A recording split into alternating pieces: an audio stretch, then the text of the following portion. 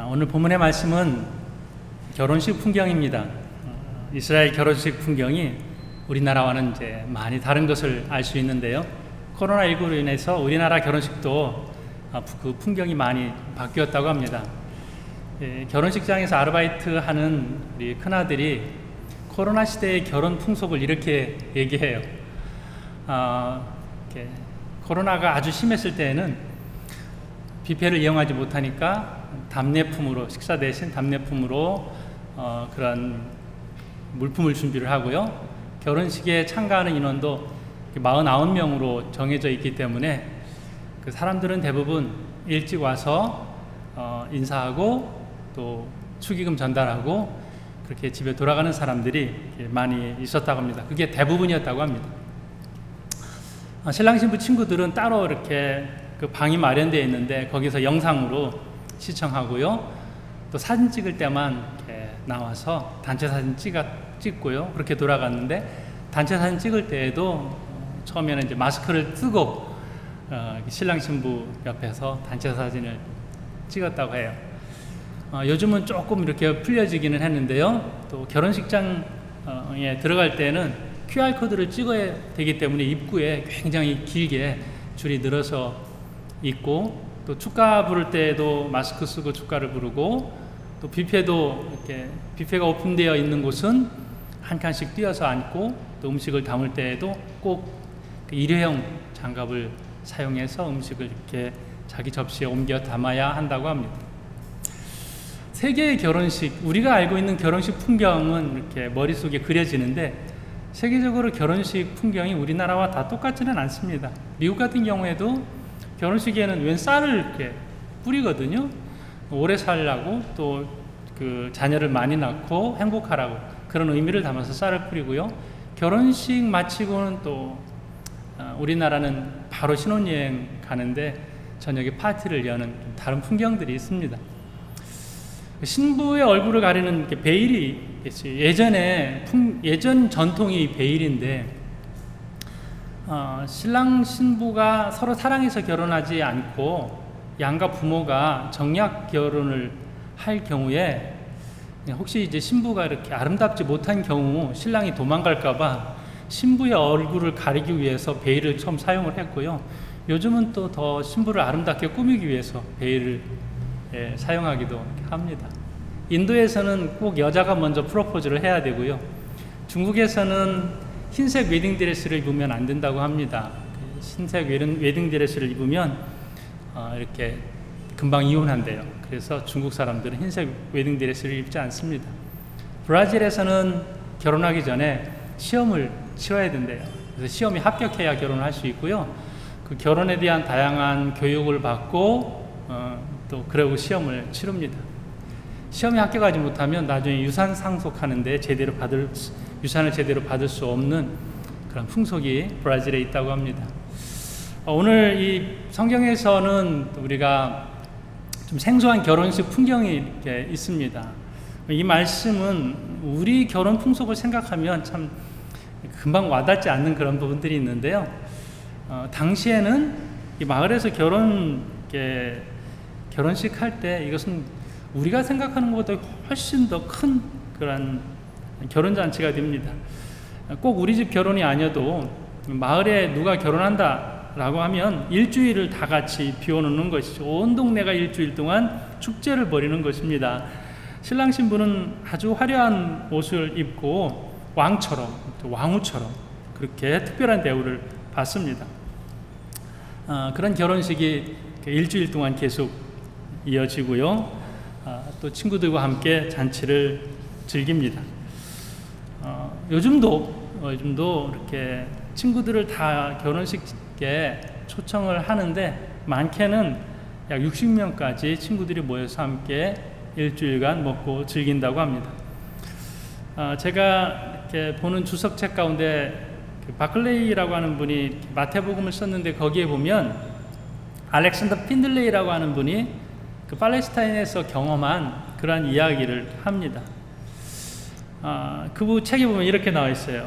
우리가 갈릴리 마을 근처까지 갔는데 화려한 복장을 한 10명의 처녀들이 이렇게 악기 같은 것을 가지고 나와서 춤을 추면서 지나가고 있었다고 합니다.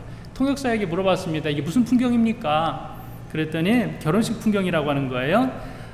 신부 친구들이 신랑이 올 때까지 대기하고 있다는 것입니다. 그래서 이분이 이렇게 물었습니다. 결혼식 풍경 좀 볼 수 있나요? 물었더니 손을 흔들면서 간단히 대답했대요. 결혼잔치가 오늘 저녁이 될지 내일이 될지 일주일에 언제가 될지 모르기 때문에 당신은 아마 결혼식 풍경을 제대로 볼 수 없을 것 같습니다. 이렇게 대답을 했다고 합니다. 팔레스타인의 그 중류급의 결혼식에서는 신부 측이 이렇게 방심한 틈을 타서 갑자기 이렇게 신랑이 들이닥치는 것이죠. 그리고 신랑이 와서 신랑 신부가 문 안으로 들어가게 되면 그때부터 대문을 닫고요. 다른 사람이 들어올 수 있도록 그렇게 허락을 하지 않습니다. 왜냐하면 옛날에는 도둑이나 강도가 많았고 그리고 신부를 훔쳐가는 강도들도 있었기 때문에 일단 들어가면 문을 꼭 잠그고 집 안에서만 이렇게 축제를 즐겼다고 합니다. 그렇기 때문에 기름을 준비하지 못한 이 처녀들이 들어가지 못하는 것은 당연했고요. 그 당시의 사람들은 이 말씀을 들으면서 당연해. 늦게 오는 사람은 들어갈 수가 없어. 우리 잘 알고 있는 당시 사람들은 잘 알고 있는 그런 결혼 풍속인데 우리는 뭐 늦게 왔다고 안 열어주냐, 축제를 같이 즐겨야지, 이런 문화적 차이를 생각을 할 수 있습니다. 자, 오늘 말씀의 요점이 잔치에 들어간 처녀들과 들어가지 못한 처녀들이 있는데 이 처녀들의 차이는 무엇일까? 이 부분을 좀 우리가 함께 생각해 보고자 하는 것입니다. 잔치에 들어간 이 슬기로운 처녀의 지혜 중에 두 가지가 있어요. 제가 생각하기에는 첫 번째는요, 준비하는 지혜. 신랑이 기다리고 있는 동안에 굉장히 많이 준비를 했을 것입니다. 음식 준비하고 또 청소하고 분위기를 살릴 만한 그런 장식들 준비하고 또 그 신부 들러리로 있는 처녀들은 다 화장을 잘 하고 있었겠죠. 또 가장 중요한 것은 신랑을 맞을 이 신부 들러리들은요, 자기 손에 꼭 등이 있어야 했습니다. 등불을 하나씩 가지고 있으면 이렇게 빙글빙글 돌아가면서 춤을 추면서 즐기는 순서가 있기 때문에 등이 준비되지 않으면 축제를 즐길 수가 없는 것이죠. 그래서 반드시 자기 등을 준비해야만 했고 또 등불을 거기에 맞춰서 준비해야 했습니다. 등이 없다 그러면 잔치에 참여할 자격이 없는 것이죠. 자, 가장 중요한 것이 화장하든지 아니면 옷을 잘 입든지 하는 것보다 더 중요한 것이 등불이에요. 이 등불이 없으면 결혼식에 참가할 자격이 안 되는 것이죠. 자, 어떻게 우리가 적용해서 생각할 수 있는가 하면은요, 눈에 보이는 것이 등불이죠. 보이지 않는 것은 기름이에요. 그러니까 보이는 것을 잘 준비했다고 하지만 보이지 않는 것도 잘 준비할 필요가 있다는 것이죠. 어쩌면 그것이 더 중요하다고 할 수 있겠습니다. 결혼식을 이제 준비하면서 그리고 신랑을 기다리면서 점점 기름이 줄어들어가는 것을 알게 되었을 것입니다. 이 지혜로운 처녀는 아무리 신랑이 늦게 온다 하더라도 충분히 자기 등을 밝힐 만한 기름을 준비했을 거예요. 그런데 언제 기름이 떨어졌는지 모르게 신경을 쓰지 못하는 그러한 미련한 처녀들이 있었습니다. 다른 것에 정신이 팔려서요, 또 꾸미고 나 어때? 나 괜찮아? 화장 잘 받아? 나 옷 어울리는 것 같아? 이런 거 계속 신경 쓰다가 정작 기름 사야 되는 것은 깜빡한 것이죠. 그러니까 무엇이 중요한지, 무엇을 소홀히 해도 되는 것인지에 대한 부분을 그렇게 생각하지 못했던 이 처녀들이 여기에 있습니다. 신랑이 일찍 왔으면 다 문제가 되지 않았어요. 신랑이 일찍 왔으면 미련한 처녀든지 지혜로운 처녀든지 다 괜찮았을 텐데, 문제가 신랑이 늦게 왔다는 것이 이제 큰 문제였습니다.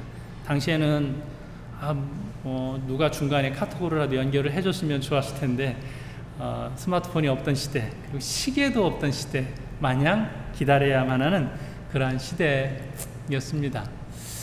자, 아마 준비하면서 굉장히 고단했을 거예요. 피곤했을 거예요. 그러니까 지쳤죠, 모두가 다.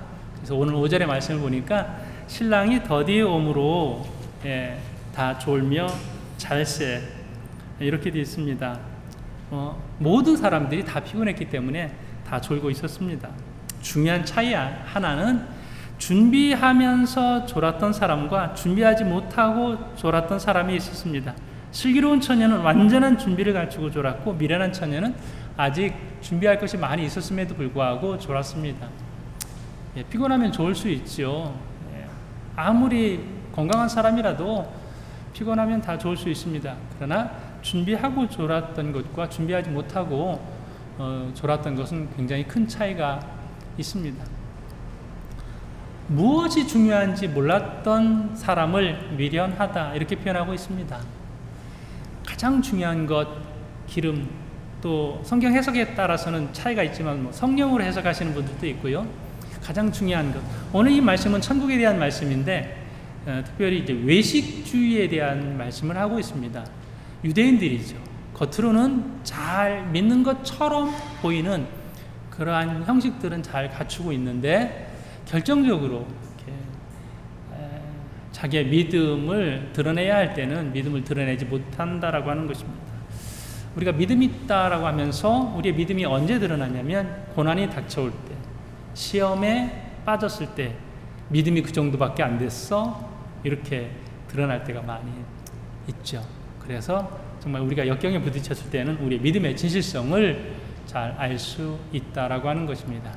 겉으로 나타난 것이 중요하지 않고 내면이 든든한 믿음으로 잘 채워져 있어야 한다는 말씀입니다. 자, 우리가 형식을 이야기한다면 겉으로 드러난 형식, 예배에 잘 참석하는 것, 혹은 우리 직분, 우리 직분을 조금 여기 차등이 있는데, 우리가 다양함이 있는데, 그 직분을 보면서 그분은 믿음이 좋을 거다, 이렇게 생각하지만 또 정작 마음으로 잘 채워져 있지 않다면, 신앙적으로 하나님 앞에 진실함으로 잘 채워져 있지 않다면 나중에 어려움을 당하면 아무리 어떠한 직분을 가지고 있어도 흔들리게 되는 것이죠. 봉사생활도 마찬가지입니다. 외적으로 봉사생활 아무리 열심히 하고 구제를 많이 한다 하더라도 내가 내적으로 주님 앞에 신실한 신앙을 가지고 있지 않다면 그것도 또 흔들릴 수 있는 것이다, 이렇게 말씀을 그렇게 생각해 볼 수 있겠습니다. 자, 유대인들은 외적으로는 잘 준비되어 있지만 천국 갈 수 있는 내실이 잘 채워져 있지 않은 이것을 보면서 우리는 겉모양도 형식도 잘 준비를 하지만 내 안에 신실한 믿음, 이것을 잘, 성령의 은혜, 이런 것을 잘 채워 나아가자라고 하는 첫 번째 교훈 잊지 말아야겠습니다. 두 번째 교훈은 거절하는 지혜입니다. 신랑을 맞으러 나오라는 소리를 들었을 때에 다들 일어나서 등불을 들고 나가게 되는데요. 이때 지혜로운 다섯 처녀는 자신 있게 불을 밝히며 나아갈 수 있었지만 또 미련한 다섯 처녀는 불빛이 꺼져 나가고 있었습니다. 굉장히 당황스러웠겠지요. 오늘 8절의 말씀엔 이렇게 기록하고 있습니다. 너희 기름을 좀 나누어 달라. 어떻게 해야 할까요? 나눠줘야 하나요? 여러분 같으면 어떻게 하시겠습니까? 나눠줄 것입니까? 기름이 없는 처녀들도 딱 하잖아요. 기름을 나눠주고 싶은 마음이 내 안에 가득 있었을 것입니다. 아니면 그 처녀들도 이 잔치, 기다려온 잔치 함께 참여하면서 즐기면 좋잖아요. 그 처녀들도, 미련한 처녀들도 잔치를 위해서 옷도 새로 준비한 사람도 있을 것이고 화장도 잘 했을 것이고 또 함께 그 기다리는 동안 이야기를 나눴을 거예요. 신랑 잘생겼대? 이런 이야기도 했었을 것이고요. 마음 같아서는 나눠주고 싶은데 그렇게 마음 좋고 또 잘 깔깔대면서 웃었던 그 친구가 기름 나눠달라고 할 때는 단호하게 거절한 거예요. 깜짝 놀란 것이죠. 서로 좋게 기름 나눠줄 줄 알았는데 기름을 나눠주지 않았어요. 오늘 9절의 말씀에 이렇게 기록되어 있습니다. 우리와 너희의 쓰기에 다 부족할까 하노니 차라리 파는 자들에게 가서 너희 쓸 것을 사라. 이미 신랑은 도착했고 밤은 깊었습니다. 기름 없는 처녀들은 어쩔 수 없이 기름을 사러 갑니다. 기름을 사왔더니 잔치집 문은 닫혀 있고 아무리 두드려도 문을 열어주지 않습니다. 우리는 이 여인들이 굉장히 불쌍하다고 생각할 수 있습니다. 그런데 이 여인들이요, 기름을 준비할 시간이 충분했습니다. 네. 또 자신들은 알고 있었을 겁니다. 기름 준비할 시간이 있었다. 그리고 한편으로는 이제 핑계를 할 수 있었겠죠. 졸린 걸 어떡하냐고, 자고 일어나서 사오려고 했다고.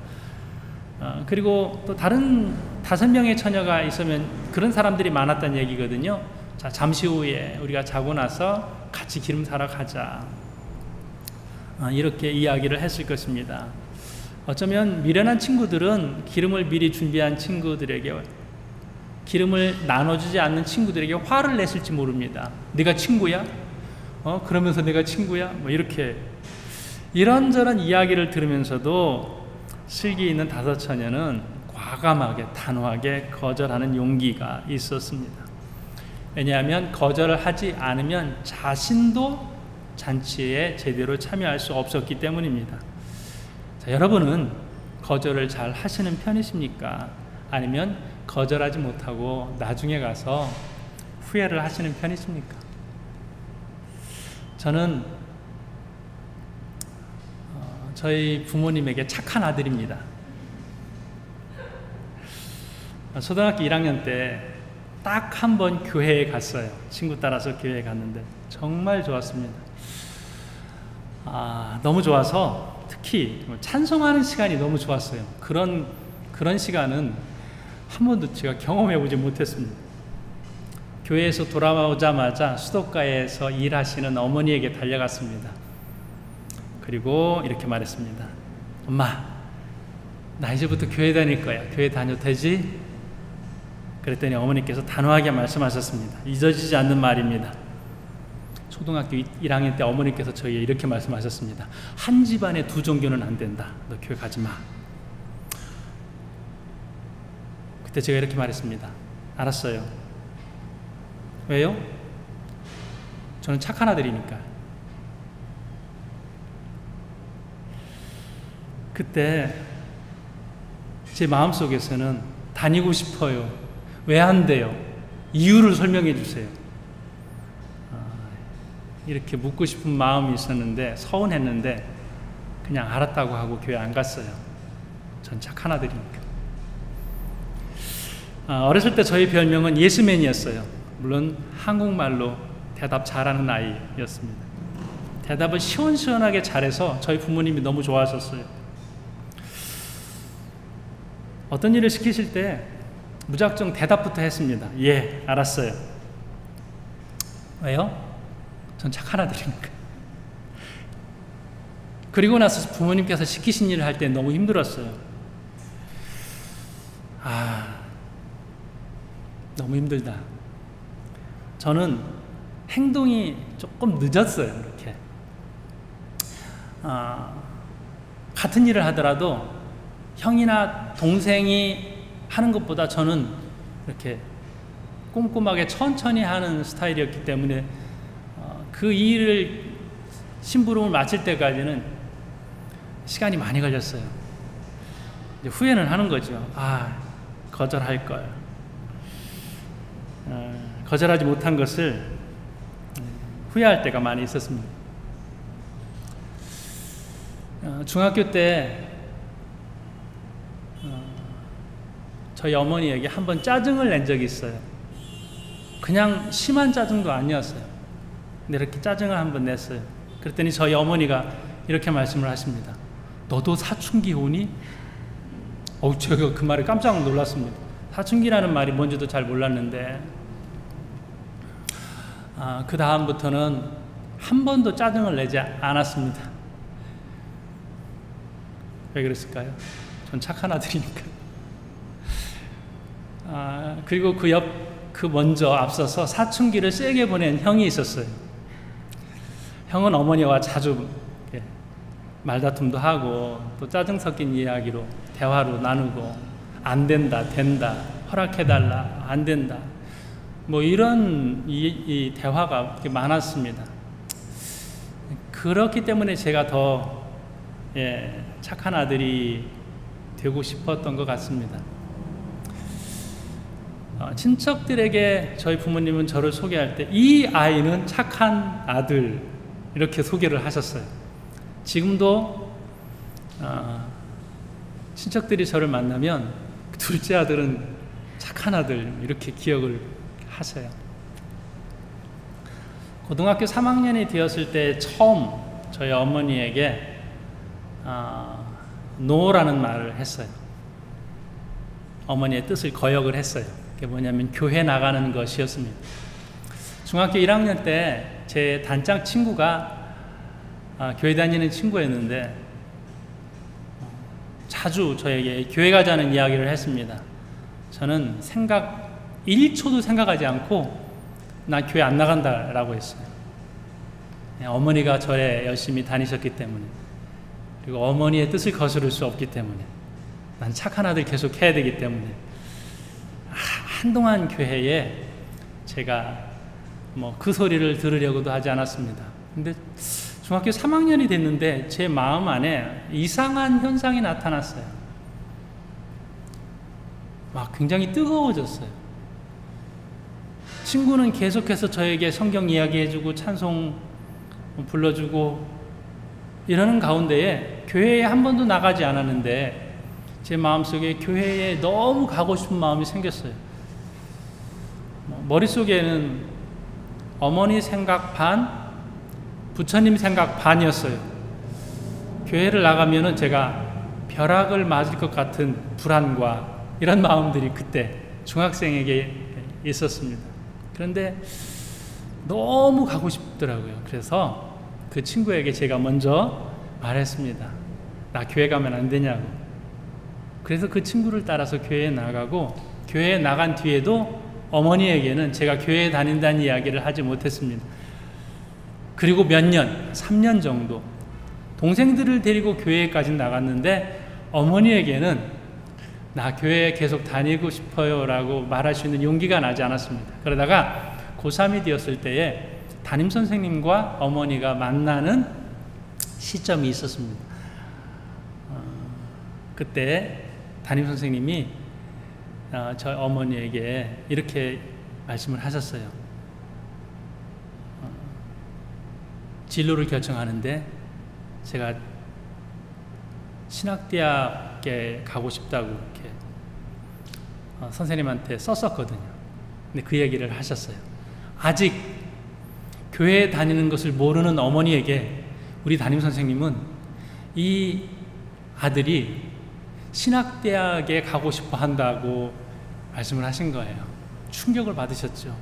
그나마 다행인 것은 그때 제가 교통사고를 당해서 병원에 누워있을 때 그때 얘기하셨어요.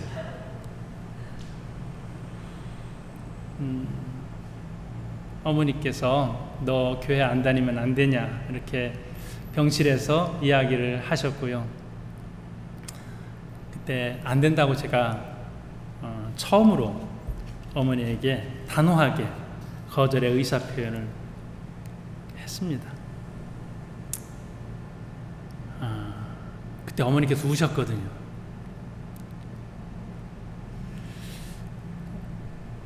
눈물을 흘리시는 어머니를 보면서도 저는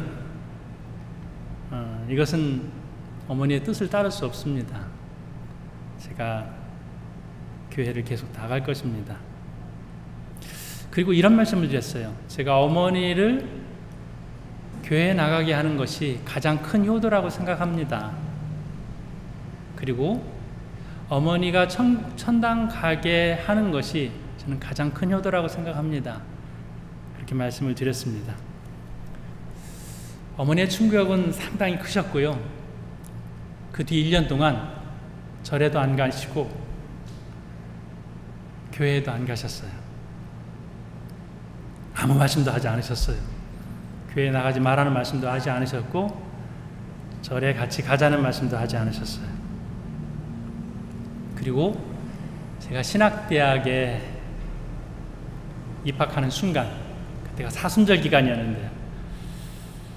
교회에 주일에 나오셨고 그 다음날 월요일부터 시작되는 사순절 특별 새벽기도부터 어머니께서 시작하셨어요. 교회에 나간 지 이틀째 되는 날 새벽기도를 시작하셨고 사순절 새벽기도를 한 번도 빠지지 않으시고, 그리고 제가 신학을 계속하면서 목회하는 동안 저희 어머니는 든든한 기도 후원자가 되셨습니다. 지금은 교회 권사님으로 또 신앙생활 잘 하시는 어머님이세요. 제가 지금도 어떤 부분에 있어서는 참 잘 거절하지 못하는 그런 부분들이 있습니다. 어떤 부분에 있어서 누군가 저에게 부탁을 할 때 알았다고, 내가 도와주겠다고, 그리고 나서 후회할 때도 있습니다. 왜 내가 그때 거절하지 못했을까?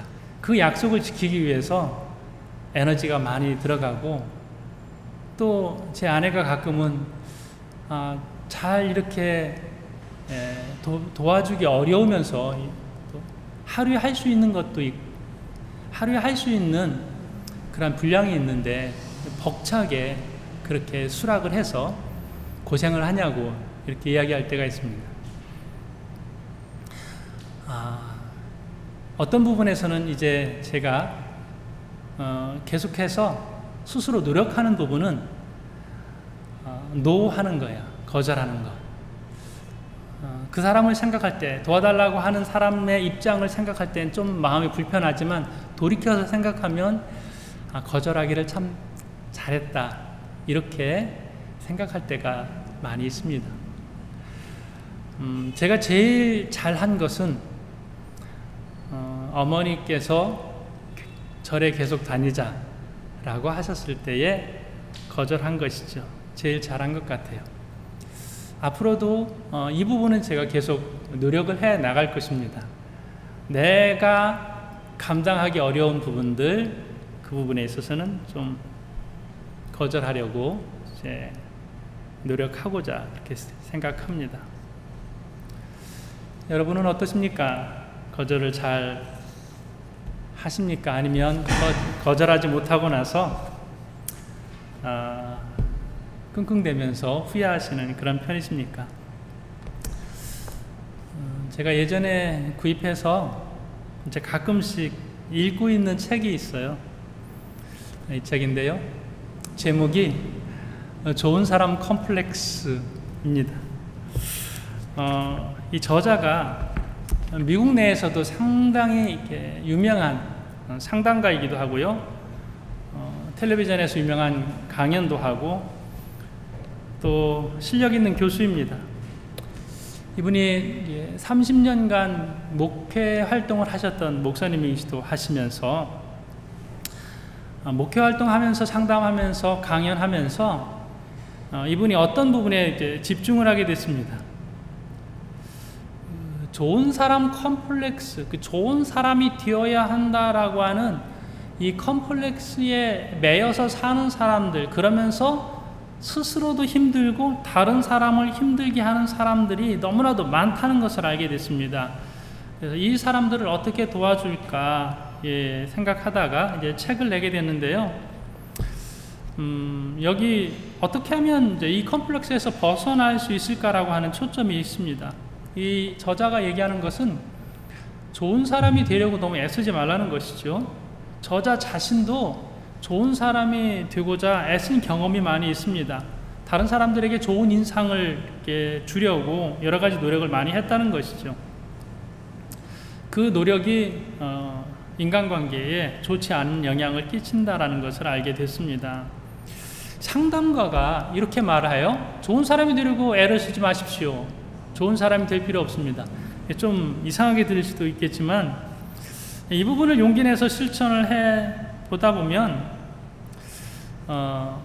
그것이 나에게도 좋고 그리고 나에게 좋은 사람이 되도록 어떤 부분을 요청한 그 사람, 그 상대방에게도 좋다라고 하는 것이죠. 이 책에 보면 그 컴플렉스, 좋은 사람 컴플렉스를 뭐 9가지로 이렇게 나누어서 이야기를 하고 있습니다. 그 중에 보면 뭐 완벽하게 살아야 한다, 바쁘게 살아야 한다, 화내지 말고 무작정 참아야 한다, 또 자꾸만 어떻게 도와줘야 될 것 같은 그러한 마음으로 조언을 계속 하는 것이죠. 그것도 잘못됐고, 지나치게 남을 도와주려고 하지 마라, 침묵은 금이 아니다, 뭐 이런 표현들이 책에 나와 있습니다. 나쁜 사람이 되라는 의견, 그런 표현보다는요, 조금은 이기적이어도 된다, 이런 표현이에요. 우리는 보면 자기를 사랑하는 법을 잘 몰라요. 무작정 다른 사람의 눈에 보기 좋게 혹은 다른 사람을 실망시키지 않도록 그렇게 노력하는 사람들이 많다라고 하는 것입니다. 이것은 다른 사람 실망시키지 않기 위해서 애써 좋은 사람이 되려고 노력하는 이것은 나에게도 좋지 않고 다른 사람에게도 좋지 않다. 조금 이상하죠? 나는 분명 다른 사람에게 좋게 하기 위해서, 다른 사람을 실망시키지 않기 위해서 좋은 사람이 되려고 애를 썼는데 그게 그 사람에게 안 좋다는 거예요. 좋지 않다는 거예요. 그럴 필요 없다는 거예요. 왜요? 나는 그 사람을 도와주려고 그렇게 했는데 그게 그 사람한테 도움이 안 된다는 것이죠. 자, 그 노력이 나에게도 좋지 않고 그 사람에게도 좋지 않다. 완벽주의적인 성향을 가진 사람에게 이렇게 말합니다. 좋은 사람이라는 말과 유능한 사람이라는 말을 들으려고 시간 쓰고 에너지 쓰지 마라. 자기의 약한 부분, 약점을 그대로 있는 그대로 받아들이고 자기 스스로에게 이렇게 말해봐라. 나는 완벽하지 않고 앞으로도 완벽할 수 없고 완벽할 필요도 없어 라고 스스로에게 얘기해봐라, 이렇게 말합니다. 주님도 우리에게 그렇게 말씀하실 겁니다. 그만하면 됐다, 완벽하려고 하지 마라.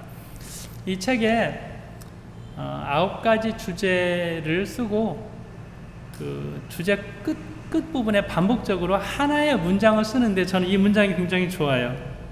그래도 좋은 사람이라는 꼬리표는 떨어지지 않는다. 그래도 좋은 사람이다.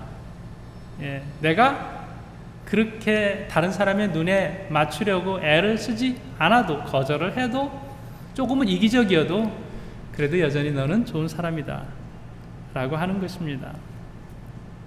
나에게 소중한 것을 위하여서 용기 있게 거절할 수 있어야 한다라고 하는 것이죠. 오늘 말씀을 이렇게 정리해 보고자 합니다.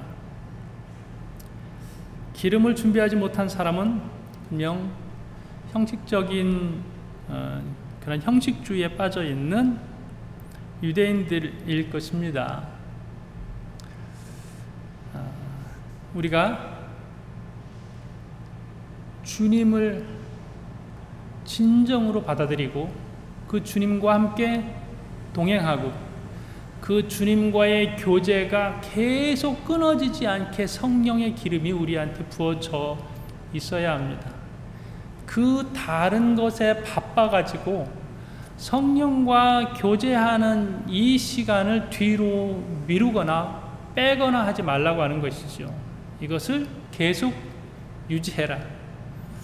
성령의 기름을 계속 부어가면서 하나님과의 교제를 계속 해 나가면서 신앙생활을 해라. 준비적 준비, 영적 준비, 내적 준비, 이것을 계속하자. 그리고 거절할 수 있는 그러한 삶을 살자라고 우리가 할 수 있겠지만 이것은요, 남의 눈에 나를 맞추어 살지 말고 내게 정말로 소중한 것을 빼앗기지 말자. 예, 주님은 우리 스스로 자신을 가치 있게, 자신을 소중하게 여기면서 살아가기를 원하십니다. 이 가치를 위해서 여러분들이 그동안에 표현하지 못했던 표현을 한번 해보십시오. 너 나 잘 도와주더니 왜 그래? 너 아니야. 나 이제 이기적으로 살 거야. 나는 이제 나를 위해서 살 거야. 나는 이제 내 건강, 내 마음의 건강, 내 마음의 평온, 내 신앙 마음껏 그것으로 한번 살아볼 거야. 주님께서도 이 거절하는 용기를 기뻐하십니다. 이 안에서 기쁘고 감사하게 오늘 말씀대로 하면요, 천국 생활이에요. 이게 천국 생활. 그래서 천국 생활을 이 땅에서 함께 누리면서 살아가실 수 있기를 주님의 이름으로 축복합니다. 기도하겠습니다.